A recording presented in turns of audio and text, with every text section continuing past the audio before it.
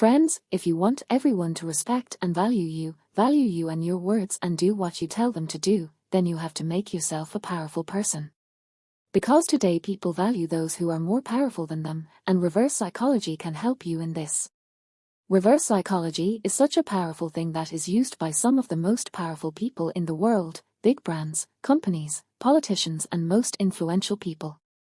In reverse psychology, instead of getting your point across directly, you try to influence the decisions of the other person indirectly. And in the end, the result is the same as you wanted. So friends, today we will share with you 5 such psychological tricks, using which you can increase your value in your family, friends, workspace and almost everyone. And by which people will be forced to listen to you and value and respect you. His first rule says this. Be humble, no matter how interested you are, but still try to show that you are not interested at all. According to a professor of social psychology at the University of Arizona, humans normally have a reaction. Whenever someone feels that their freedom is being taken away from them, they naturally start doing the exact opposite of what they are told to do to get it back. You get very attracted to a person, you chase them, but they don't even talk to you properly. How many times does this happen? This happens because you are putting your wants in front of them. You are showing them that you need them, where they feel that by coming with you, they are fulfilling your needs and wishes. That is, as if it is not their wish, but they are coming with you because you asked them to.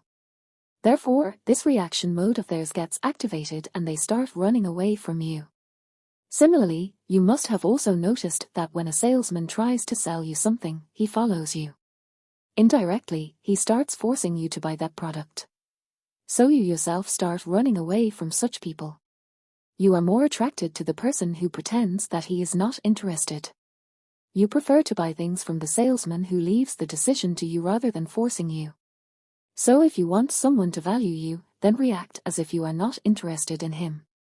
Number 2, people want the thing more which scares them. In an experiment, some people were offered some chocolates in 2 jars, where there were only 2 chocolates in one jar and 10 chocolates in the other jar. But people sold out that product in them. Secondly, this concept is not only applicable in marketing, but everywhere. You must have noticed that in India, those colleges or schools are valued more, which have the least number of seats and maximum competition. We all believe in reducing the availability. That is, do not always be available to everyone. So that your value increases due to their scarcity. Because when you simply increase your availability to someone, people do not give you the value you actually deserve. Number 3. The rule of give and take. Many studies were conducted in restaurants. You must have noticed that whenever you go to a restaurant and the waiter brings the bill, he brings some complimentary special thing, sweets, etc. with the bill. It is something that is free for you. Like sometimes if someone gives you 2 meats instead of 1 meat in the dessert, then their tip does not double to 6%, but increases to 14%. In this research, it was also seen that when the waiter gives 1 meat, comes back and gives them another meat and praises them or says something like this. For you nice people, here is an extra mint for you. It was seen from this that when he will have his party, he will also invite you, otherwise he himself will feel bad.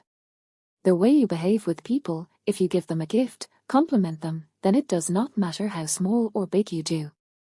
They automatically undervalue you and most of the people are not able to admit that they are wrong, where instead of confessing their lack of knowledge, they go into overconfidence and oversmart mode where they try to pretend that they know something, while in reality they know nothing. In fact, according to a study, when some people were asked to rate their driving skills, almost 80% of the people rated themselves as above average drivers, while in reality only 49.9% of them were capable of falling in the above average driver category. People fake their knowledge because they don't want to look stupid under any circumstances, so when they don't understand something, they simply nod or they pass their opinion saying that I read this in the newspaper, or if you post it somewhere on the internet or share your knowledge, then people listen to you carefully and start trusting you in reality. Number 5, people like to be consistent with their previous commitments. All of our decisions are based on our past experiences and knowledge. Whatever we have done or thought in the past, we act according to that. We want our life to be consistent with our past, which sometimes backfires, and then you can also use this if you make the same mistake again and again. If someone makes a commitment, then he subconsciously starts proving that decision right, and at that time he is not able to decide quickly whether it is right or wrong, because he wants to be consistent with his commitment. Example, people who are working on their weight loss often start following each other after seeing them. This is called herd behavior. When we see a lot of people doing something, then there are more chances that we start following them without thinking. In this we also see peer pressure, in which the promoter around us who has 5,000 reviews and a rating of 4.5, while most of the people follow him. You will only buy the one which has already been used by many people. Many times you might have noticed that fake laughter is added in TV shows, but many people do not like it. But studies have shown that by using laughter track, people watch that show more easily.